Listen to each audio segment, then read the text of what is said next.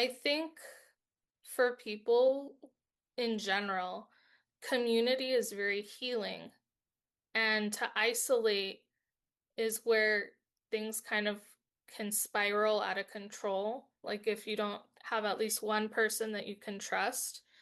Um, and so with this community that she makes in an unlikely place, they kind of save her just as she's saving them. Whereas in the first book, she's saving other people.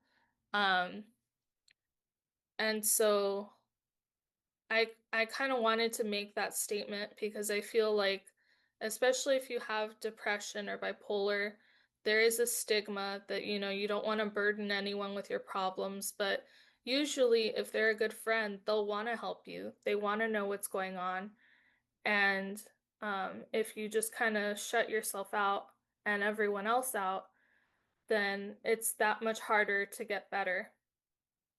And the therapist was actually based on one of my older therapists that I had in the past. And he was very helpful in kind of having me reframe my identity and focus on the positives and not just the label bipolar.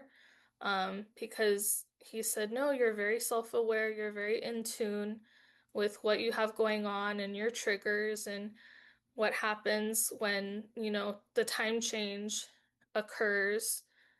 Because for some reason, whenever the time changes, like spring back and fall forward, that's when my mood kind of has struggles with the transition.